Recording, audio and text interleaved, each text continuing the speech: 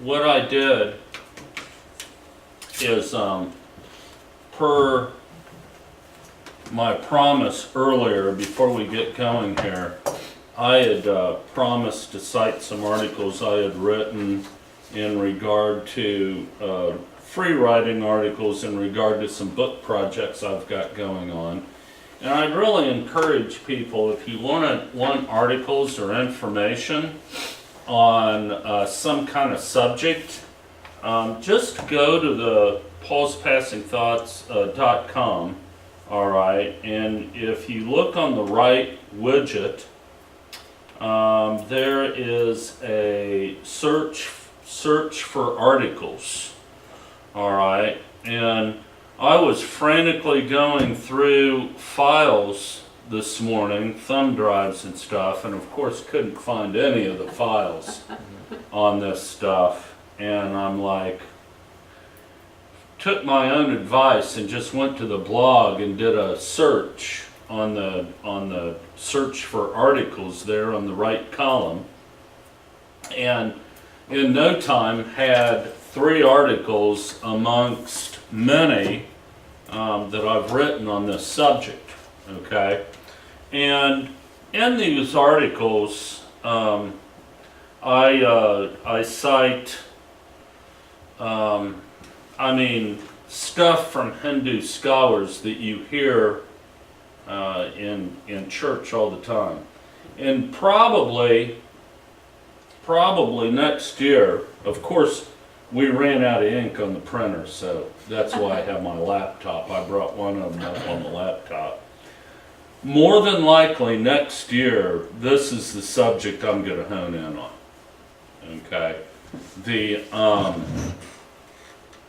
roots of everything we're talking about. I mean, Susan pretty well has established in the past 3 years, 4 years, the connection between Protestantism and Platonism.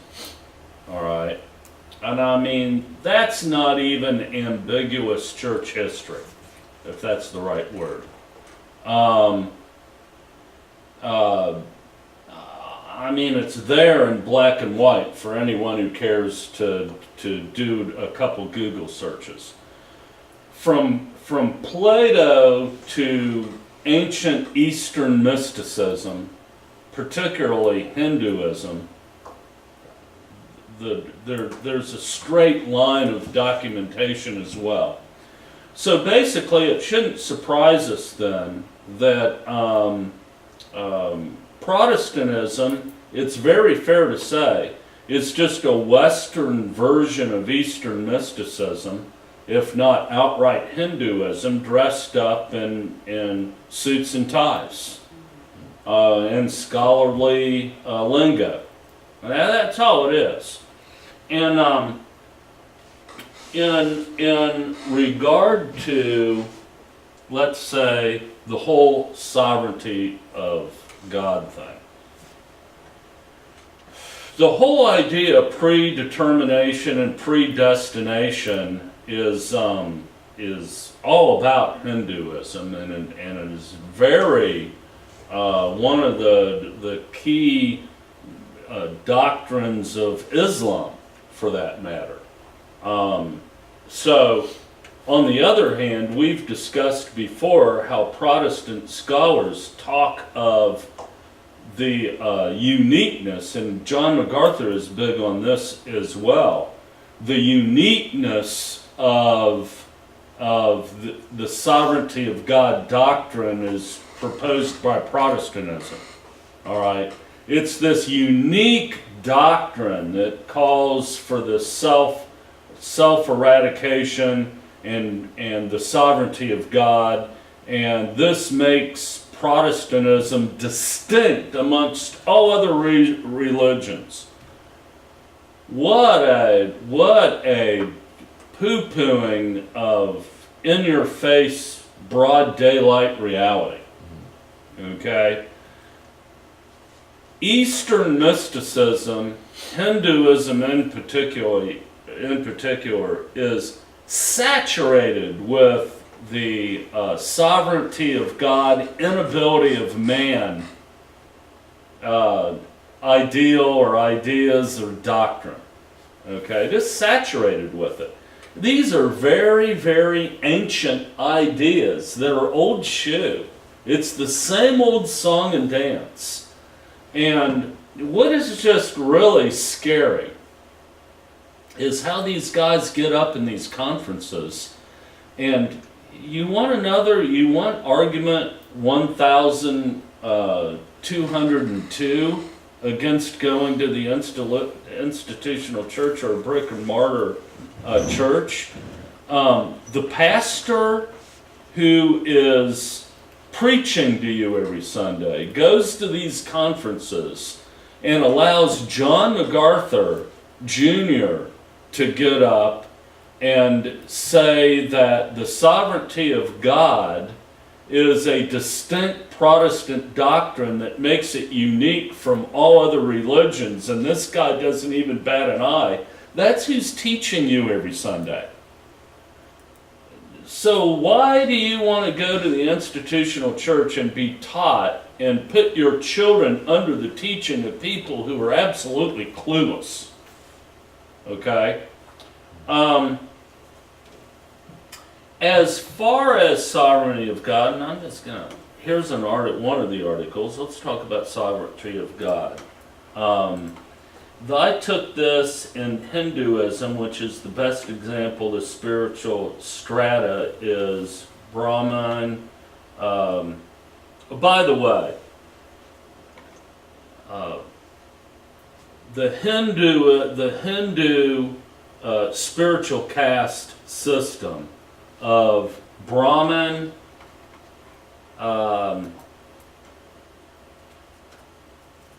Vaishya, okay, and Sudra follows exactly John Calvin's 3 classifications of elect. Okay? Non-elect, temporary elect, and permanent elect. It follows that same thing exactly. And then if you're not any of those elect, you're an untouchable.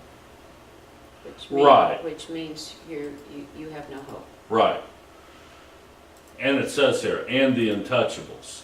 But listen very carefully to what karma is in Hinduism. This is key. I am citing Swami Bhaskaranda, okay, chapter 9 to chapter 11 from the book The Essentials of Hinduism, heading Predestination. Okay? So there's a whole heading of predestinations in this theological journal of the Essentials of Hinduism. So predestination is a Hindu essential. But yet you get R.C. Sproul and John MacArthur Jr.'s up there saying that predestination makes Protestantism unique. Here it's cited. Karma is the infant stage of Hinduism, where saints believe they are. This is right from the Hindu journal. Okay. Karma is the infant stage of Hinduism where saints believe they are responsible for their own actions, but as growth moves forwards, the mature saint becomes convinced that God has been doing everything by using his body, mind, and energy and senses. He feels he is only an instrument in the hands of God, and whatever God has been doing to him is for his ultimate spiritual good. At this high level of spirituality, the doctrine of predestination becomes the only valid doctrine to him. To him, the doctrine of karma ceases to be a valid doctrine. Okay? A lot of people do know that about Hinduism. All right? And what he's saying is here, to the mature Hindu, predestination becomes the only valid doctrine. Sound familiar? Okay.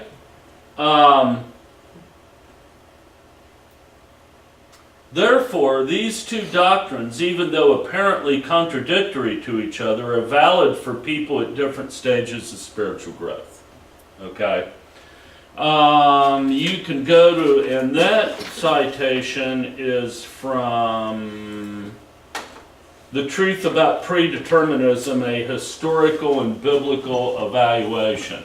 That's a series we did on Blog Talk Radio. We also talk about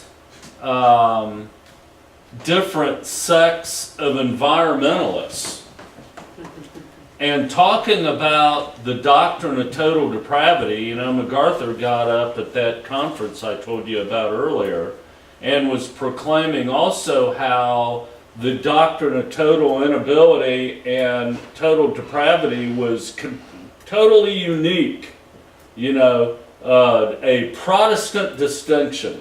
And in that series, I go into how environmentalists think people are so totally depraved.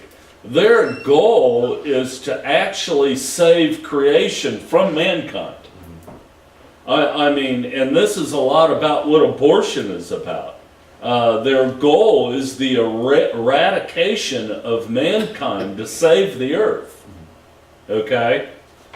That is taking total depravity to all new heights. Then another article is that I wrote is for a book project I'm doing, is the Reformation Counter-Reality. Okay, and you can Google that, Paul Dosey, Reformation Counter-Reality, and this is going to come up. Okay, and in this, I cite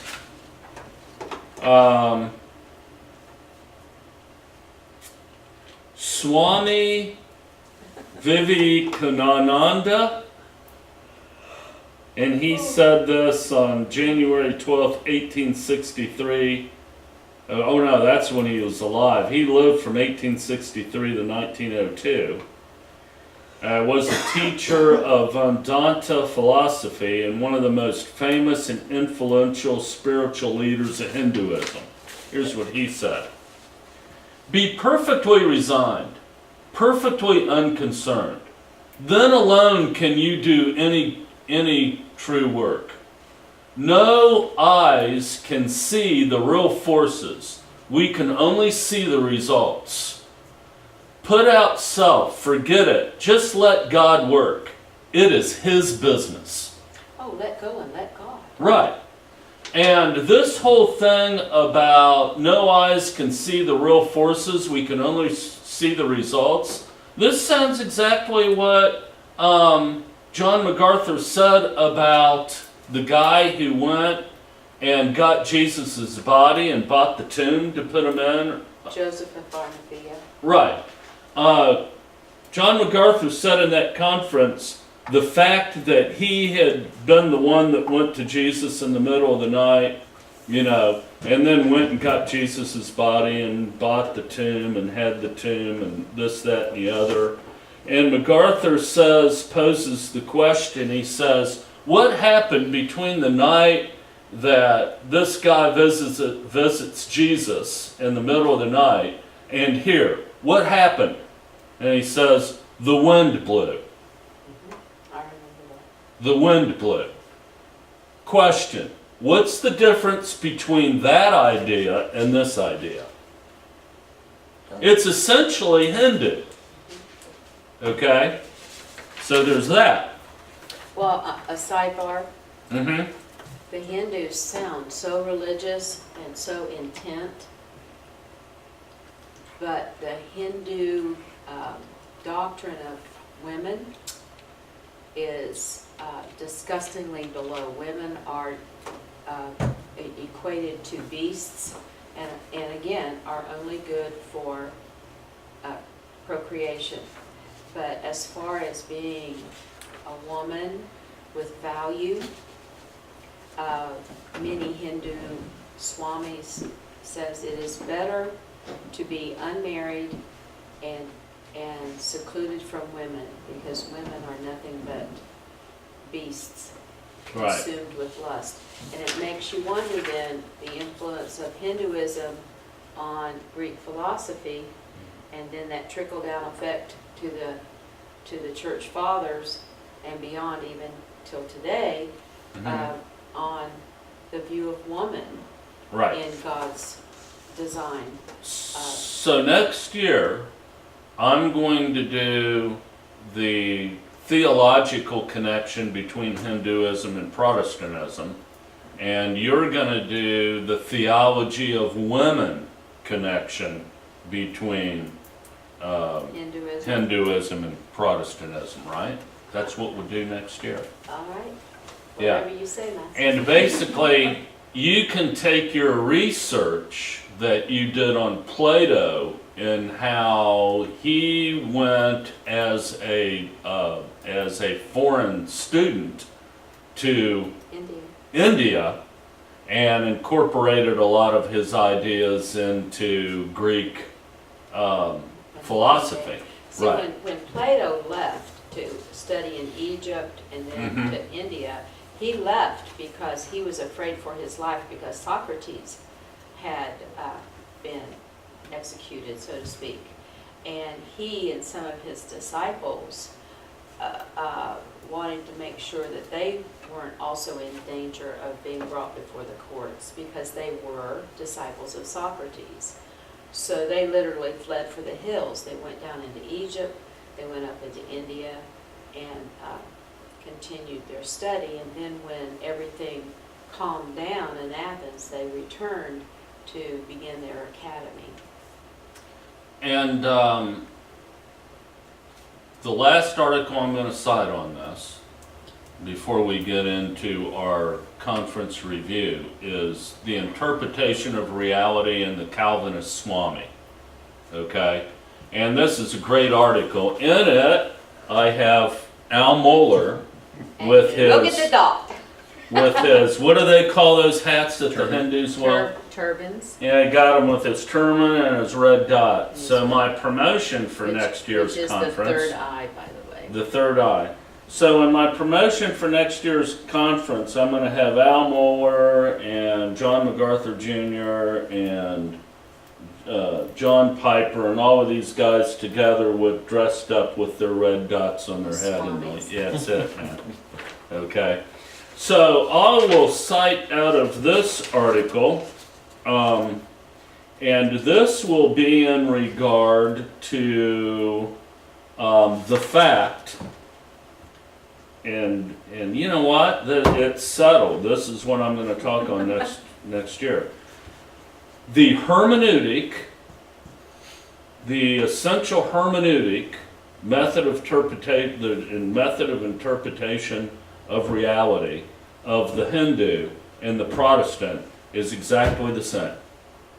And what is that hermeneutic of reality? What is that epistemology?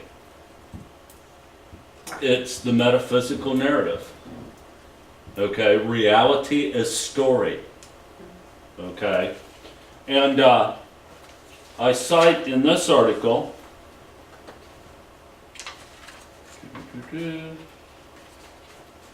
In this article, let me see here. Let me find it. It's not in that one. Are we talking about the divine drama? Yeah. Similar quotations among evangelicals are myriad. About halfway down. Oh.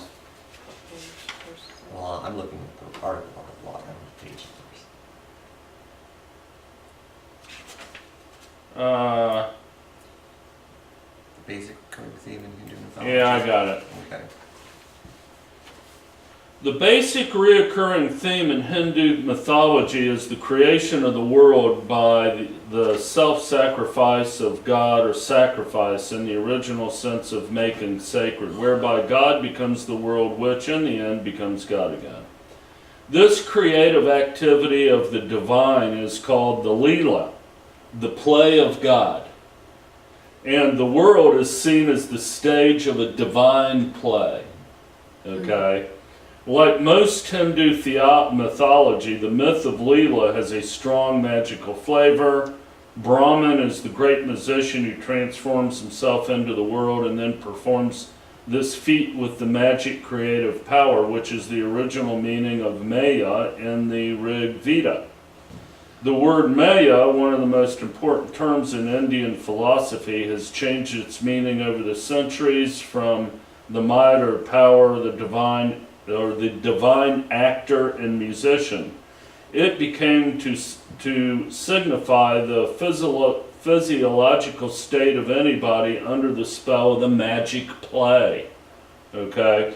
Long story short, I'm not going to read all of it. All of reality is a divine drama. It's a play. Okay? Now, somewhere else in here The then. Puritans held to that, because that was a sermon Right. given right before they got off the Right. boat. You're And part then of the divine drama. And then I cite several Protestant guys in here, primarily Dr. Michael Horton, who is continually referring to the quote divine drama. Okay, it's the same worldview. It's the same view of reality. Okay. But it's sanctified now because it's Right. about Jesus. Because it's Western culture and we're scholarly and we have seminaries and preachers who dress up in $500 suits and ties. Okay? So, at any rate, that fulfills that little promise there. Okay? And does anybody know why my clicker's not working? Is it upside down?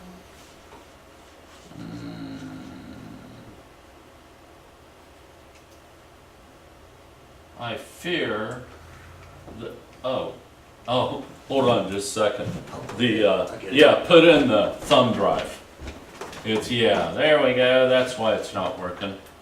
Our batteries are low, but I think it'll make it through the, got it? It's in there. Yeah, now it's working, yay. Alright, so I stuck this in here. This is another comparison chart you can look up on the blog, historical grammatical versus historical redemptive. Alright, we just got done talking about that. And that is like a good comparison chart like that I went over in my talks, okay?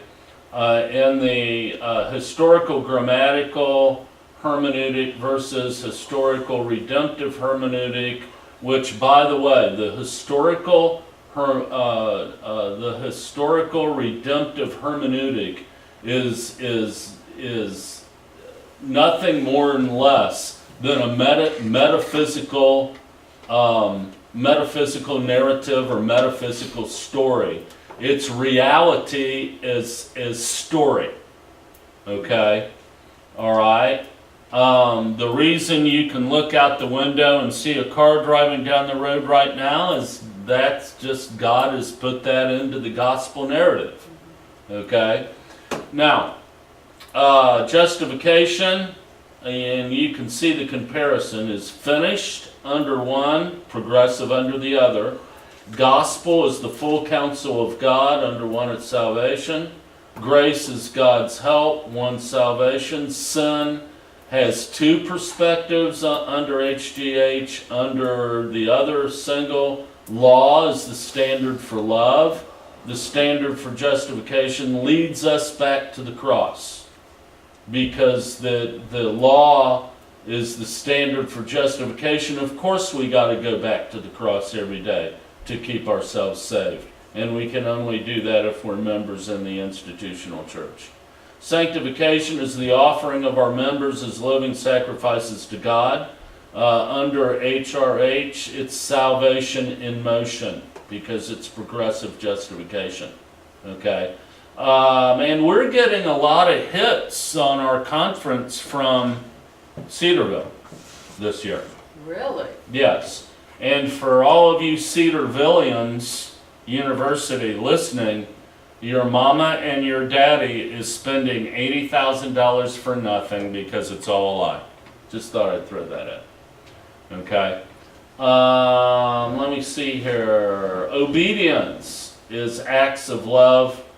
And under the HRH, it's acts performed by Christ. The question posed by Don Arms in the letter that him and I, or the review that him and I wrote in the J. Adams Theological Journal, his question towards the end, Jesus obeys for us? Yes, Don, Jesus obeys for us. That's what they're teaching, because that's what Calvin and Luther taught. Okay, Scripture is wisdom. Under HRH, it is a gospel narrative. And this is one of the arguments that, and boy, I've read a lot, Michael Horton and all these people totally reject any discussion on the scientific and historical accuracy of the Bible. They reject that. They say it just causes Christianity a bunch of trouble that they don't need, because you know what? It was never meant to be scientifically accurate. It was never meant to be historically accurate. It's a narrative. Okay? However, It's a narrative. Norman J. Gottwald, who wrote this 900-page book, The Tribes of Yahweh, Right. which started off my research for this year.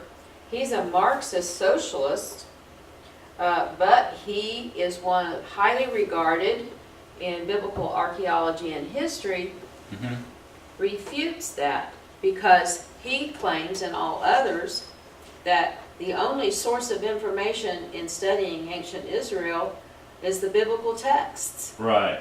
And he does not call them a narrative. He may call them a historical document, because it does cite historical events and historical places and those types of things. But all research on ancient Israel, the Bible, the Old Testament, is the only document in the old scrolls and everything, Right. that is left to document Yahweh. Which is reason 10,222 not to be a Protestant, because that's just another way, hundreds of different ways, that they reject the legitimacy of Israel and the Jewish people, when the mystery of the gospel, and one of the primary purposes of the gospel, is to bring Gentile and Jew into one new man. Okay? And of course, if you cause a division and a schism between Gentiles and Jews, like the early church fathers worked so hard at doing, basically you're thrusting a spear right into the heart of the gospel itself. Okay? By making that distinction. Okay? So, new birth is a new state of being. New birth is an added sixth sense to our unchanged being that only sees. And that is Jonathan Edwards, Oh yeah, as you taught us. good old Jonathan.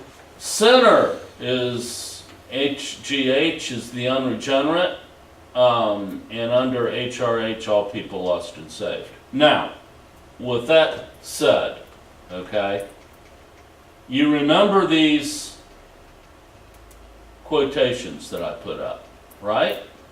Okay? You remember all these quotations, all right? Oh, and you know the one that I forgot to put in there was R.C. Sproul. Oh. Okay, R.C. Sproul's. I so forgot to put that in there.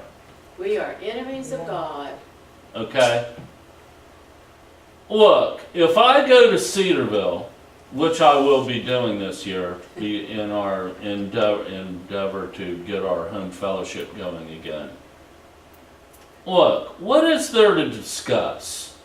Okay, we've made our case, but what I want to launch our discussion in and our overview of the conference, okay, is that now it's very important. Now it is very important for our ministry, which I think has made its case on these issues now and will continue to do so.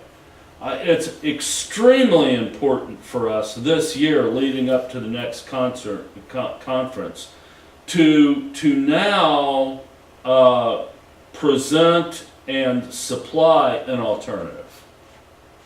Okay? Because a lot of people are saying, okay, you've made your case. I mean, this begs the question.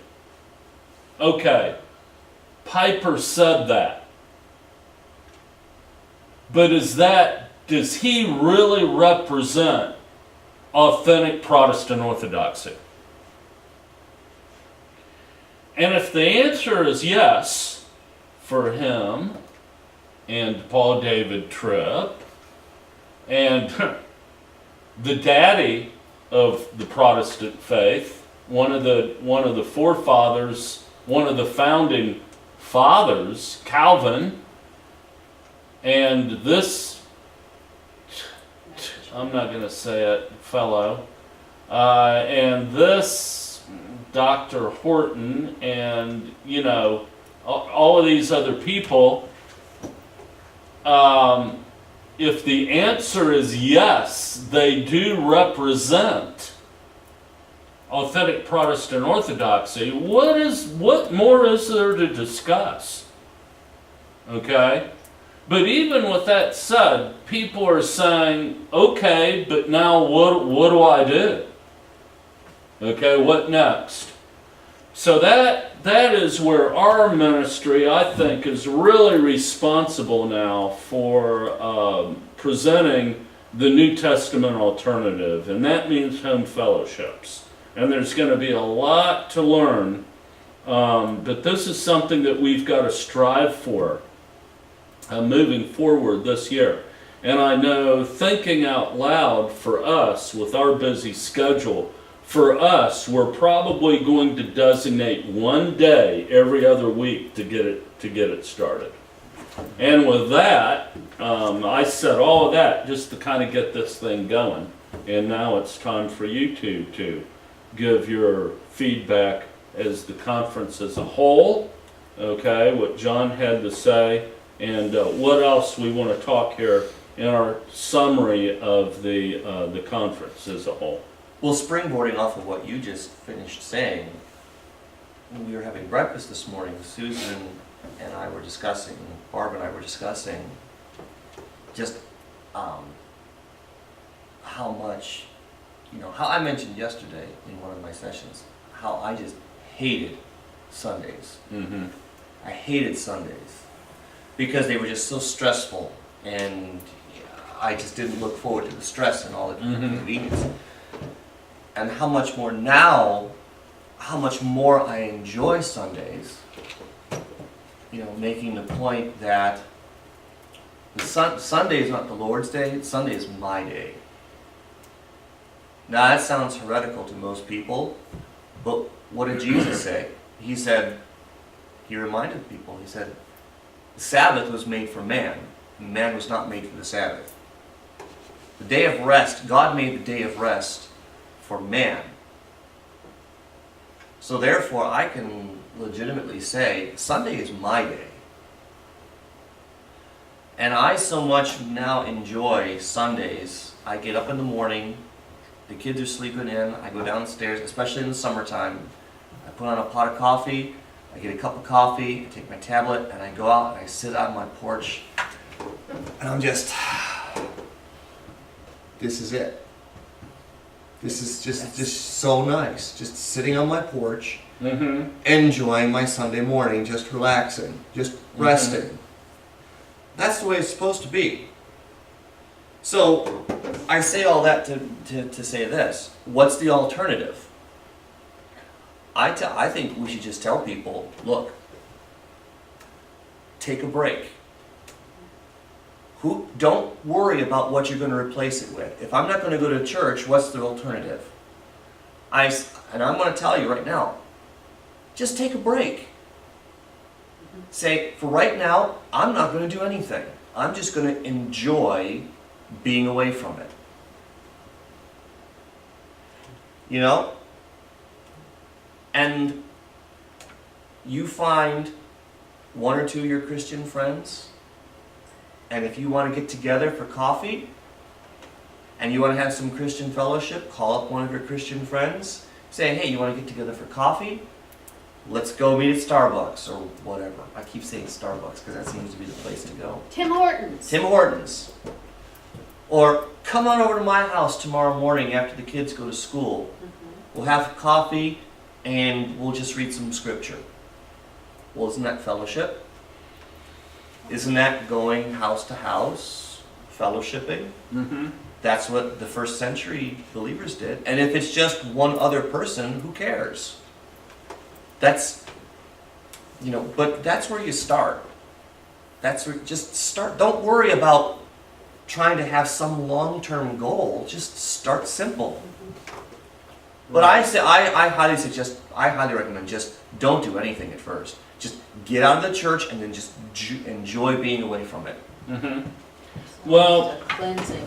I remind people watching that you can email us at mail@ttanc.com, and I will insert that after this conference, and I'll keep everybody apprised, okay?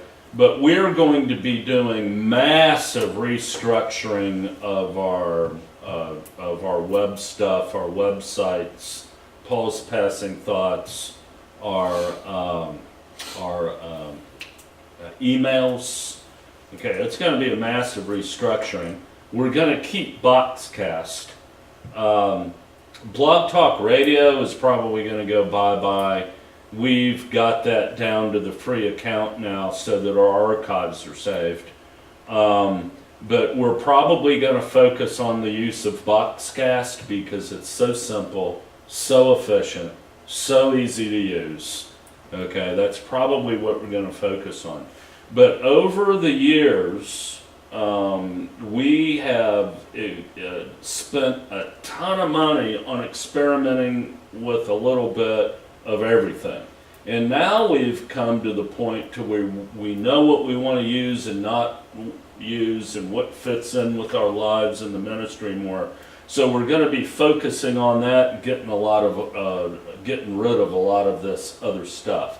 So probably anticipate new emails, probably a different look on Paul's Passing Thoughts, okay? So anticipate big changes, okay, in regard to that. But for today, you can email us at mail@TTANC or Paul M. Dosey at Paul M. Dosey. You can tweet or tweet us at TANC Talk, okay? And because everybody can relate to church life and what it was like, okay? And really how it is detrimental to the family. I know that as a good Protestant and a good Baptist, you gotta say, and a good Protestant, you gotta say that the church is critical to your family life, the health of your family life and your marriage. Where? Where? Okay? The testimonies, if you think about it, that we hear over and over and over again, is any time you pre-adventured to have any time with your family, okay, you were packing up everybody and going to church. All right? Every Sunday, twice on Sunday, wasn't enough. It's like, bare minimum, and of course we've got this caste system in Wednesday prayer church. meetings. Huh? Wednesday prayer meetings. Yeah, we've got a caste system in church. All right? If you show up for all 3 services every week and anything else extra that's going on, like concerts and revivals and, you know, Special evangelistic, a week of special evangelistic meetings right, and Missions conference. that you're supposed to bring your unsafe friends to. right, and where they give rewards to church members who come every night, blah, blah, blah, blah, blah. You know, first of all, it's all about control. Okay? Keep them busy. All right? But look, now that you and I no longer go to the institutional church, we look forward to, you know, having meetings here at our house. And even that, you know, once every other week, even that's going to be tough to work into our schedule. Well, for crying out loud, what was going on before we left the church? So this is why, in reality, church families are suffering. The marriages are bad. The relationship, and man, you know, thank goodness for Facebook, because you get on there and hear all of these churchians whine and moan about the difficulty that they're having in their families. Hello, I know about your family. You're at church every time the doors are open. You were brought up in church. You have been faithful to church all of your life. And your family's a train wreck. And I know that. How do you know that? Because you post it on Facebook every day. Okay? Do you know what's, 2 things about what you just said. There is this fear of violating Scripture. We hear it, we've heard it from family members. Well, we can't forsake the assembling of ourselves together. Right. But, and that's why we go to church. And we keep asking, the church is an institution, the church is a building. We are the church. Mm-hmm. We are the assembly of believers. Where are you fellowshipping with us? Not. You're packing up everybody and going Right. to, which totally, don't get me on my bandwagon. If I get hugged one more time at a church, I'm going to deck somebody. The only person that should be hugging me, especially a man, is you. Right. Now, I understand we women, we're huggers, you know, that's different. But I think it's downright creepy to go to church and have all of these men fondling the women. We're greeting one another in Christian love here. But when you arrive, you get hugged. At the end of Sunday school, you get hugged. Then they have a hugging time during the service. Let's all greet one another. And we turn around and we hug again. And so there's certain churches I go to, I take a step back and I extend my hand. Now, if it's a woman, I may greet her, especially if I know her. You know, if I haven't seen her in a while, that's different. But I am offended by all this hugging at church because they're following, greet everyone with a holy kiss. Well, excuse me, in our churches these days, that's part of the fellowship. Where in God's Word does it say you have to hug everybody through, and then after church is over, you hug again? So there's at least 4 times when these men are coming up hugging me. And I go, I am incensed by it. Where is the handshake? Where is the just, hi, glad to have you here? The institutional church has bought into this feel-good, cotton candy, feel-good environment. We have to make everybody welcome, so we fondle them. Well, excuse me, you're not going to do that to me. I will shake your hand, but the only person who's gonna hug me in the way that I've been hugged at church is my husband. Now, I hug Andy. I don't see him very often. We have a real quick hug and pat on the back. Same with John Emmel. Mhm. But some of these hugs I've gotten at one particular church is like, honey, you need to go home and be with your wife. Mhm. But that's my high horse. But it's all about, and trying to convince family members that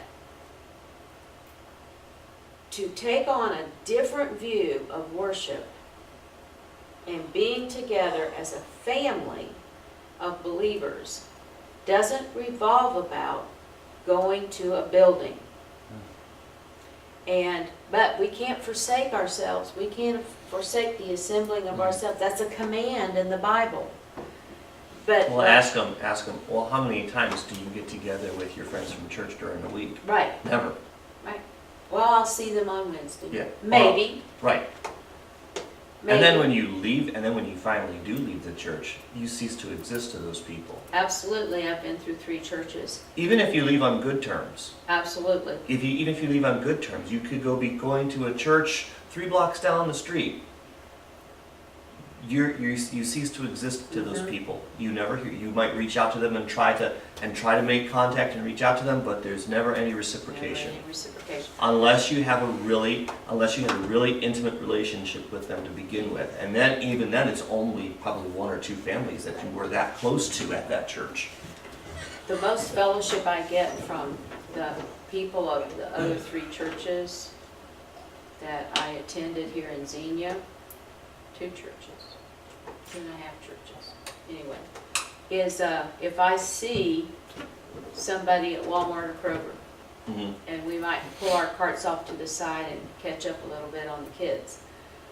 But has obscured and skewered, but not the true intent of what fellowship is supposed to be. It's not what the family unit of ancient Israel was very big, very much involved in the communication and the community of the family. And it kind of makes me raise my eyebrows, honey, when they start saying church family. Church family, you're part of the family. I don't know about that. Mm-hmm. I'm part of God's family, but I'm not too sold on this church family business. I think that, and I'm going to say this again, there's so much about the Bible and about reality that we don't know because we have been in church for so long. And, after 10 years, this ministry knows some things about justification, and we know some things, but,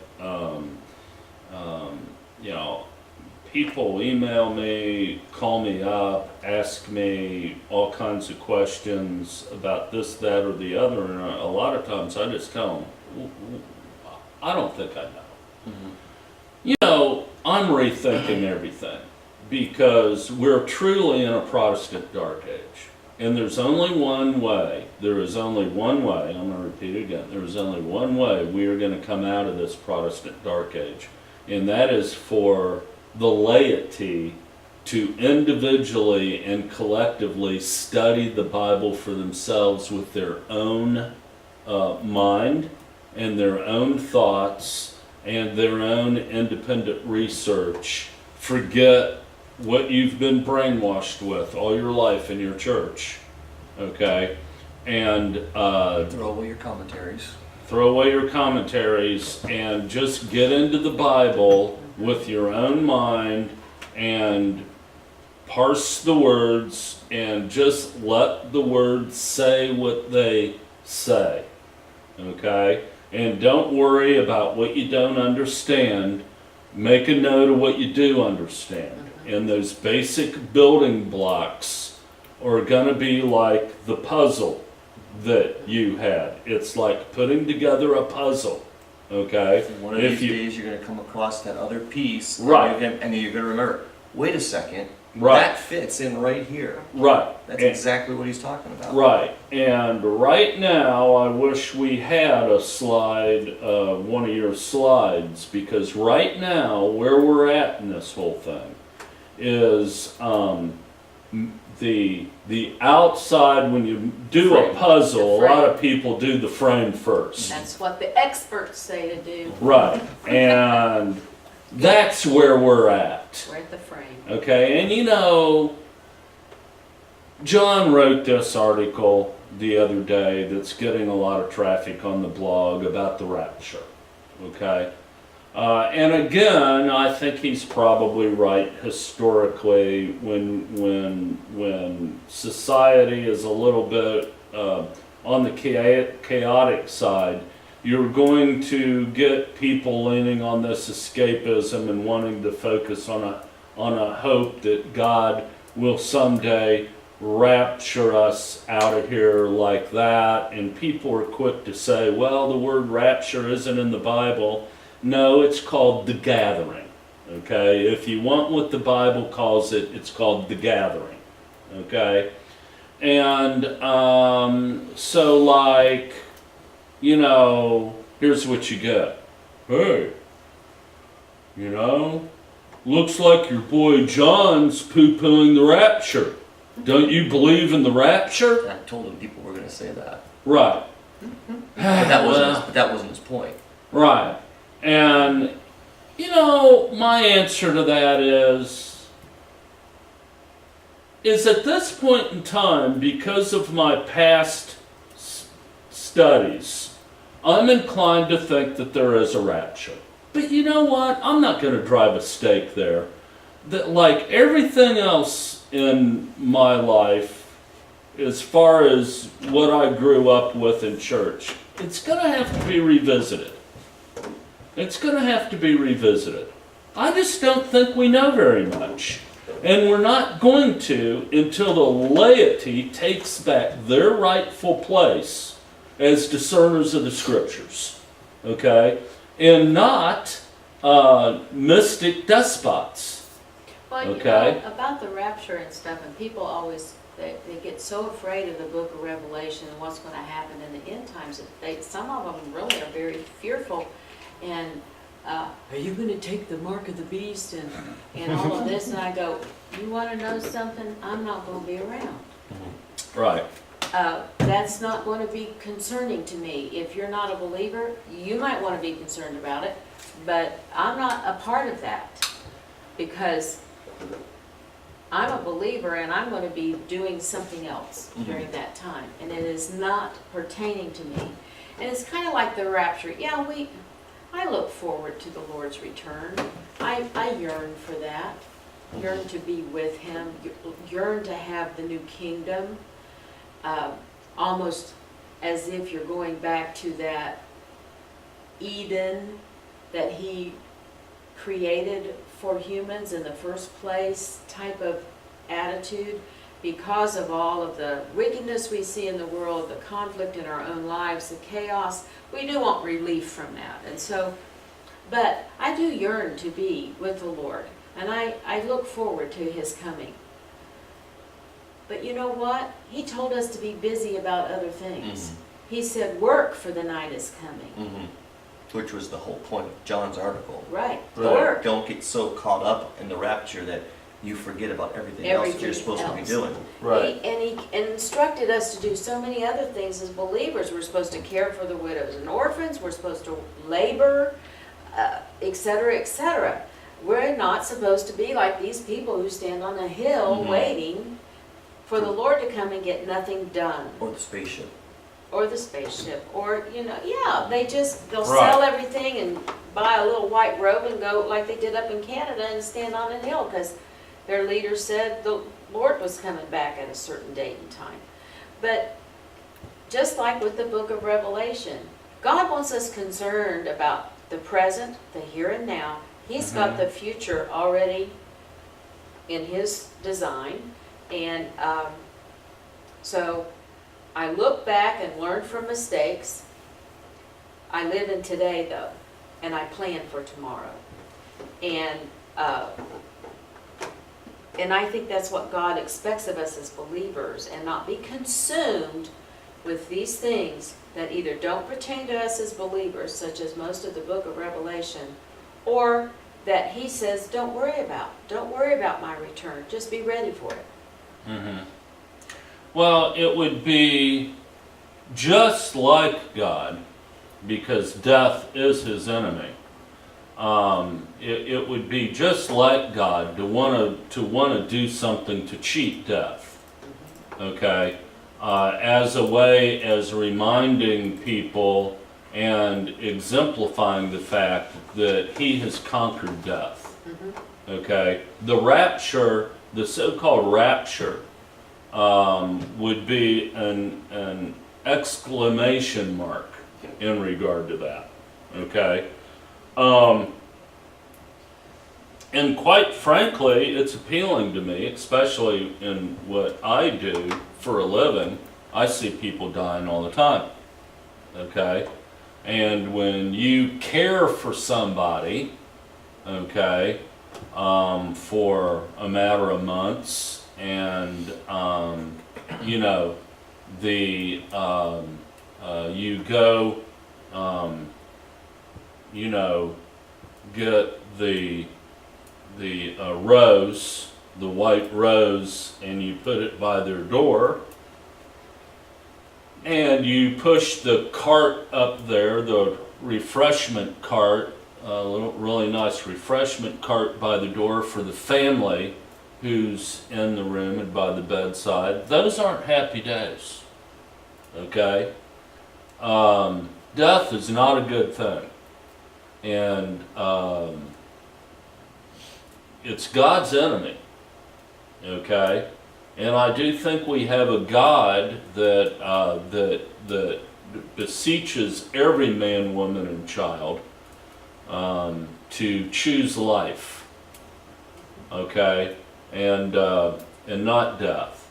And so, yeah, the rapture makes perfect sense to me, okay, that God would do that, all right, and because death is just such an ugly thing. And you know, as I become freer and freer and freer in my own endeavor to understand God, and I think the big question is, when you study physiology,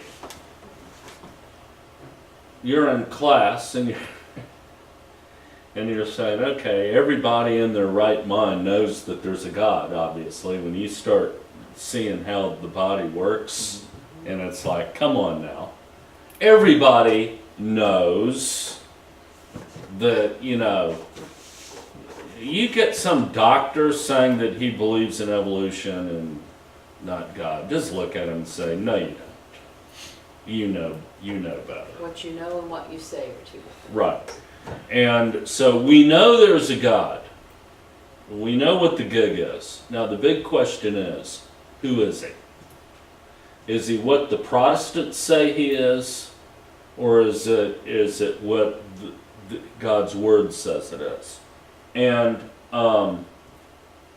so one of the things that was so freeing to me, among many, in my own independent study and search for these truths, is I was very close to my grandmother, okay? And when she died, I just never dealt with it. I never accepted it. To this day, I don't accept it. Okay? And there came a time when I said, it's all right that you don't accept it. You know why? Because God doesn't either. God does not accept death. If you've lost a loved one that you've never got over losing, it's okay. Because you know what? God isn't over it either.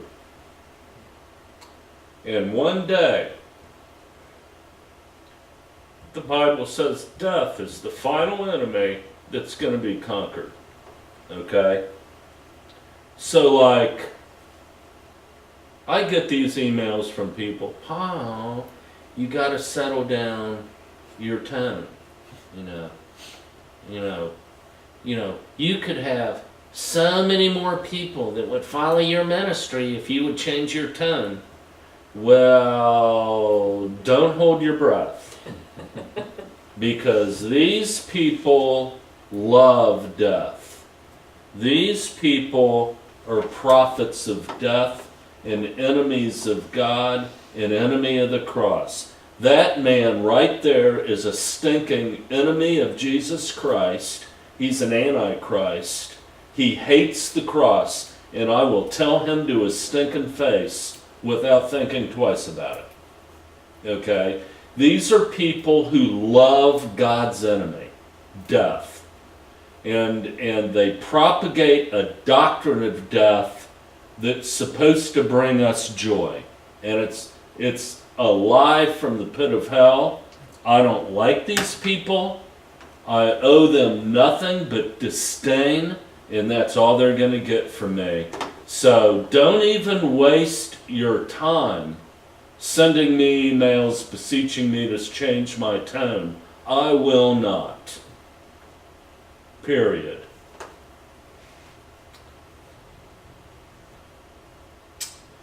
Any other comments? Observations. I think John's messages were incredibly unique if you were paying attention, because he really got to the core of debating a Calvinist, why it's futile, but if you're going to, what to do. And I think that some of the observations that he made are worthy of some discussion and thoughts. Susan, did you have any thoughts in regard to what John said in regard to when you get into discussions with Protestants? Now, John doesn't like the term cult, okay? I don't like the term Calvinist, okay? Because a Calvinist is a Protestant, and a Protestant is a Baptist, and a Baptist is a Methodist, and a Methodist is a Pentecostal, and a Pentecostal is a Charismatic, and a Charismatic is brethren of God. And when you start throwing around these labels, and you start making distinctions, it gives Protestantism an out, okay? And it doesn't make them the whole mess of the institutional church and church period. It doesn't make them accountable for the dichotomy they create from their intellect, what they believe intellectually, and how they function. Okay? And they need to be held accountable to the fact that their function always matches the intellectualism and the worldview of the Protestant Reformation, whether they deny it or not. Well, I appreciated that because there were some reminders of how, not only how to deal with Calvinists, but sometimes how to deal with my own adult children when they behave like Calvinists, but how to engage them without the arguing and the debate, the frustration, and just you're each trying to convince the other.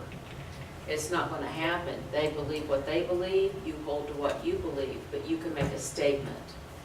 And you can, in how you answer and how you question someone who holds to these Calvinistic beliefs, how you question them and how you answer them. When you learn exactly where they're coming from, what their motive is, and how they mentally process all of this in that cycle of, if you say this, I'm going to hold to this, and etc. Right. Once you know, and John showed us how, once you know the direction they're going in this ever-loving circle, and you don't get caught up in the dizziness of it, but you know how to answer and you know how to question, I think you will provoke more thinking that way. At least they have no argument against you. But you cannot argue. I agree with John. You cannot argue with a Calvinist using the same tools and techniques that we would argue over what we want for dinner, type of thing. Right. I liked, of course, with me loving history and everything, I really liked his presentation on John Locke. It just made so much sense in understanding how things should be and why. Why should government not be involved in this? And what are our responsibilities as believers to not allow that to happen? And I think the most frustrating memes that I receive on Facebook is when they have a Bible and the hands praying over the Bible. God needs to be in charge of government and all this, and I'm typing, no. Number one, he doesn't want to be. And number two, no. We're protected from that in the Constitution. And, but to engage in somebody as to why do you, it's about control. And so when you have God in charge of government, whose God are you going to put up there? The Calvinist God, the Catholic God, which version of a theocracy are you wanting? We know it failed when we look at the Puritan community, and we know that because of the direction they were heading, that the men who wrote our laws, our Constitution, our Declaration of Independence, and all of these documents leading up to those important ones, they saw the reality of what would happen, and they did not want it to be pervasive in the land. So I really, I enjoyed both, but I think my favorite one was on John Locke. I couldn't help but think when John, during John's all four of his sessions, during his whole theme of his session, I couldn't help but think, regarding this whole debating about Calvinists, and my mind kept going back to the Apostle Paul's instruction to Titus. In Titus 3:10, actually, start with verse 9, Paul says, "But avoid foolish questions and genealogies and contentions and strivings about the law." Why? For they are unprofitable and vain. Then he goes on to give further instruction. And as if he's saying, but if you're going to engage, here's what you do. A man that is an heretic, after the first and second admonition, reject.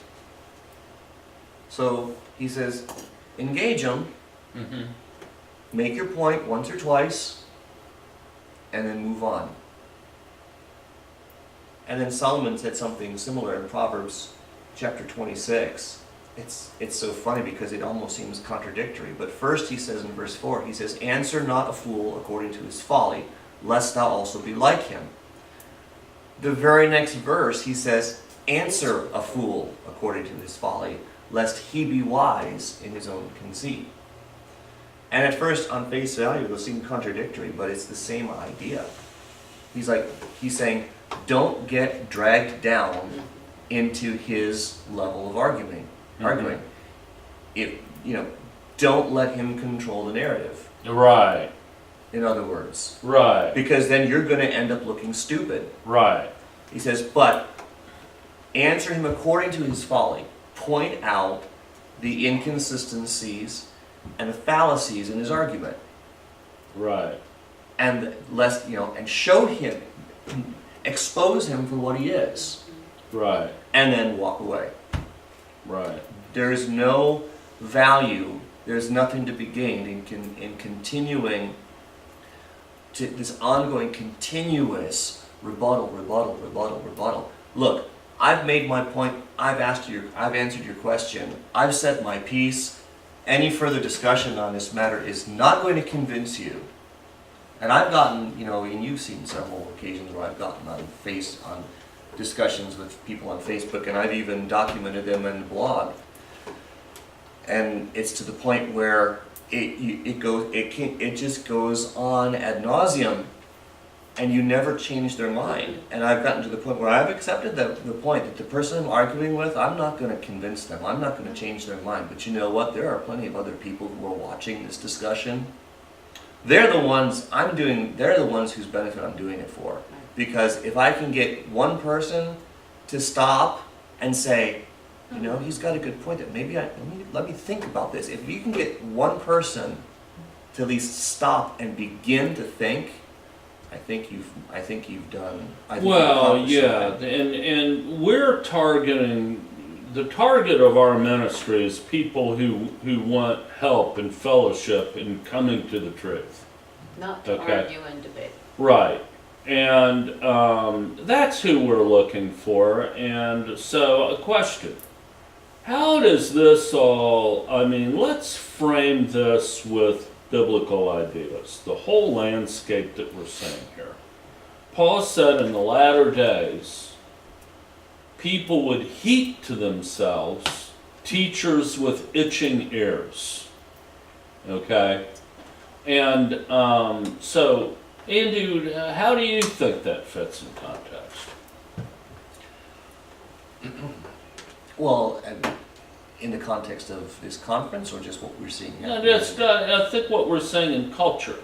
Hold the fort. The Piper video in which I posed the question to him at that conference. The guy, in broad daylight, blatantly contradicted himself, right? Mm-hmm. And you saw all the people who were gathered at that on deck, mm-hmm. Where the big expert, big hero, Piper gets up there and answers everybody's questions. Mm-hmm. Question. The video panned out amongst all those people. How many of those people do you think walked away saying, None of them. Man, the dude contradicted himself. None of them. I've never seen that before. So, you're probably right. Probably right. No one came up to you and me. You would think. They would inquire more. How many people were, they panned out? What, 2,000 or 3,000 people? Well, for one thing, they wouldn't come up to you because, number one, they would hold you in contempt because you were challenging their hero. Right. He was their hero, he was their idol, and you were challenging them. So why would they come up and talk to the person who was giving their hero, right, a man they admire, venerate, a hard time? Right. Second of all, because they have itching ears, this is the kind of person that they listen to, or that they look to, because he tells them what they want to hear in the first place, and that is enough to get them hooked to the point where they just stop listening. Mm-hmm. They're not listening. Mm-hmm. They hear what they want to hear, and it doesn't go beyond that. It's selective listening. Right. So that whole interaction, all they heard was, here is some crazy guy in the audience daring to question something. Why are you even questioning it? We all know this already. Why are you bothering to question it? Isn't this something we all accept? Right. Why are you challenging it? Right. And so because of that, they've already tuned out any dialogue that might have been happening. And so they didn't even hear the contradiction because they've already tuned it out from the moment you challenged them. Well, and John Piper even kind of poo-pooed, well, I don't know all of the 1,000 pages of the Institute's. Which was an astounding admission, Mm-hmm. by the way. Well, if you're a Calvinist, especially an elitist like John Piper, you should know what you hold to and believe. You should study the institutes and know inside and out. And I really believe if he would sit with an open mind and read through the institutes with his Bible open next to it, he might come to some gripping aha moments there. But again, they do what John says. Oh, I just believe the Bible. You know, I don't believe all that John Calvin says. I'll just believe the Bible. But the Bible also agrees with John Calvin, and you know, it's that circle type Well, of thing. you know, it's the situation that you have that's recorded in the Gospels where Jesus is talking to, or even in Acts, it happens several times with Peter standing up in Jerusalem and talking to the council. And you've got all the religious leaders there. You've got the Sadducees and the scribes and all these religious experts, and Peter's preaching to them. And it says clearly, there were many of them he convinced, and they agreed that Peter was right. But what did it say? But because they preferred the praise of men. So you can have the truth and the reality staring you right in the face, and you know it's right, but yet to accept that means you're going to have to change something. And they didn't want to change it because they'd rather have the praise of men. That was more important to them than the reality of truth. Well, we did receive some comments from our friends in other countries, and to them I personally voice appreciation. Number one, that they listened, and number two, that they got something from what they listened to. And for those who said they were going to come and didn't make it a priority, I say to them, you missed out greatly. That especially Saturday's talks from Paul and Andy and John were what some of these men needed to hear, and needed desperately to hear. But again, we don't know their backstories and what kept them from coming. But I hope they go online and view the videos and learn secondhand, I guess, and from being here. But we're making plans already, talking about next year. We work all year on this. We really do. We give ourselves like 2 days to recover, and then Paul and I start already. What will we do differently? How will we organize it differently? What do you think we need to emphasize? How are we going to promote it? That type of thing. We'll probably start next week.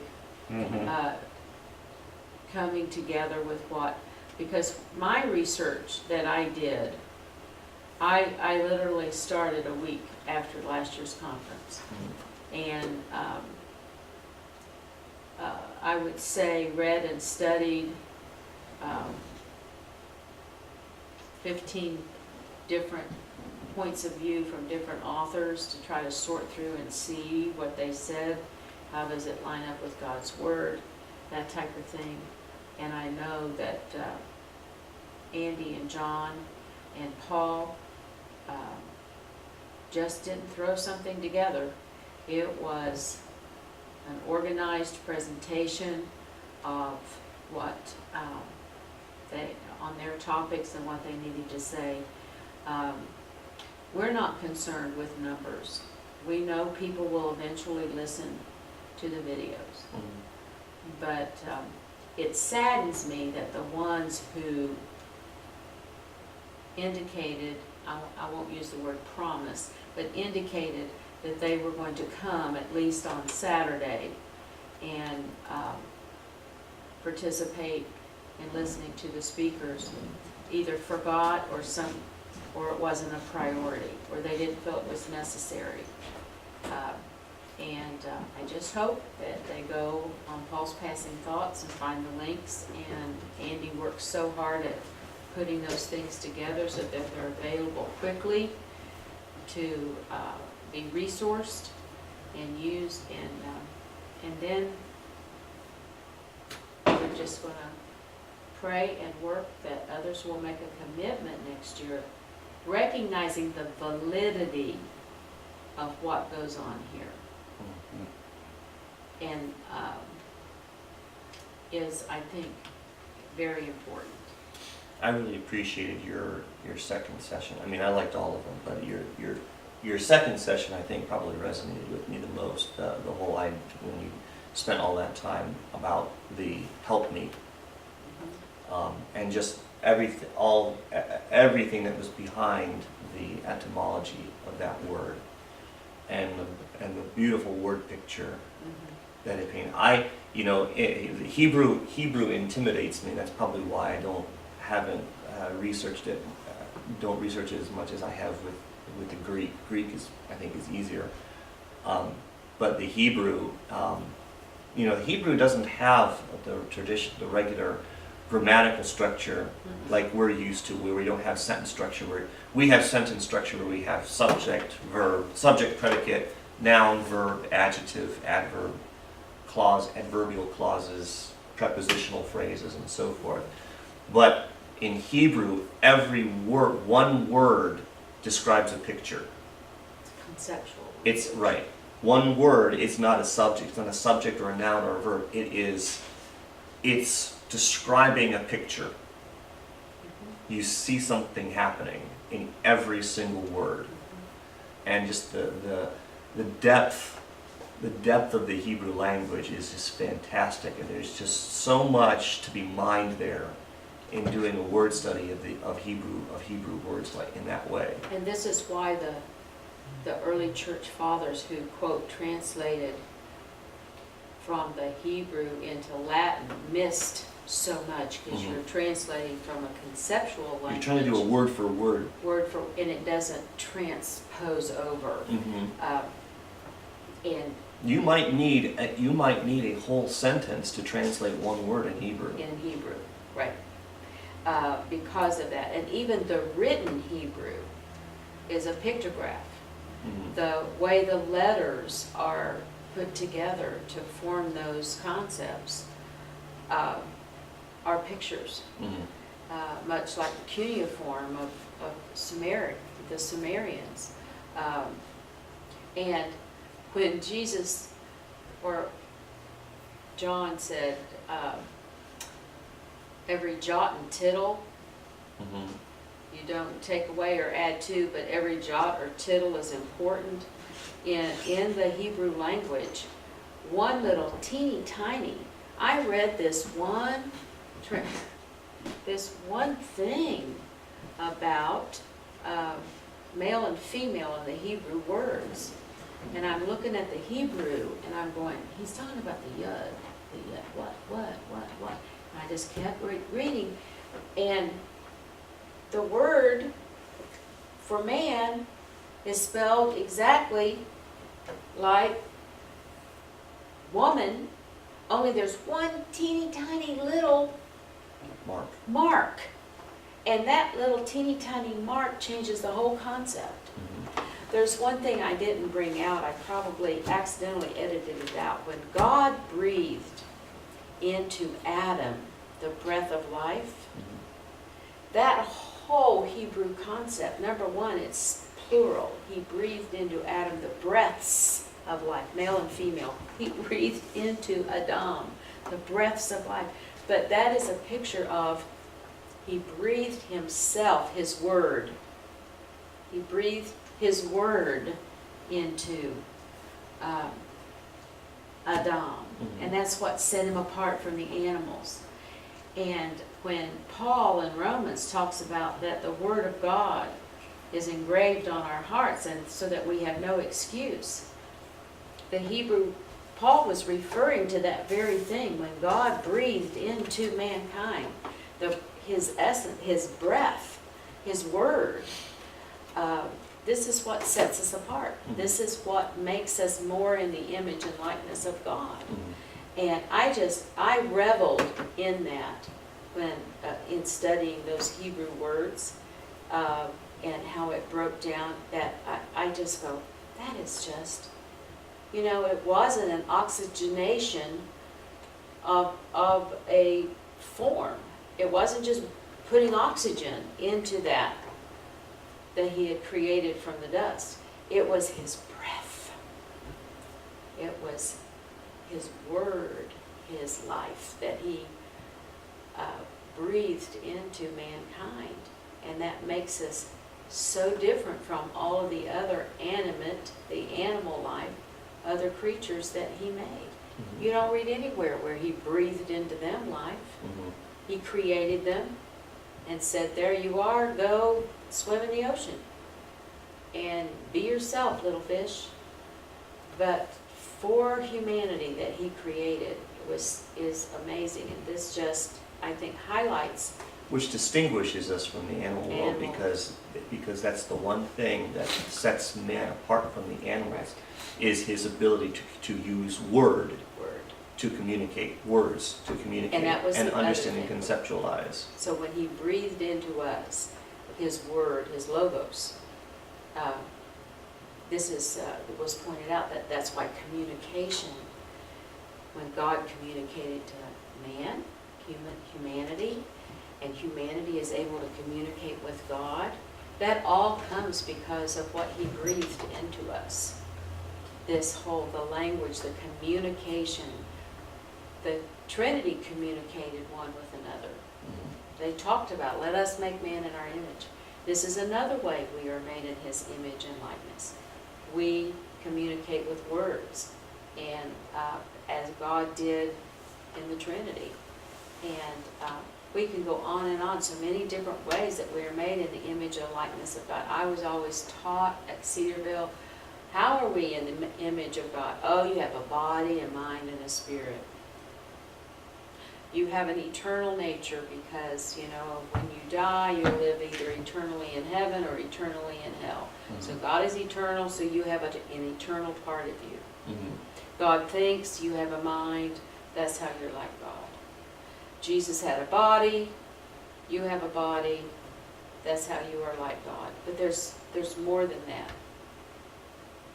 And those three ideas aren't even valid once you study what it means to be created in the image and likeness of God.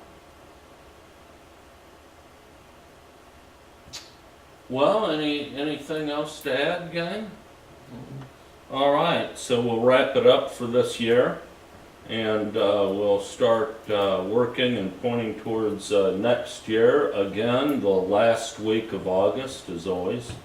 And thank everyone who came and contributed on site, and thank you very much for those who viewed live. And I trust that, as I see here, people will continue to visit the archives, and I received quite a few emails from people saying, to my personal email, saying that I worked today, but are you guys going to have everything posted?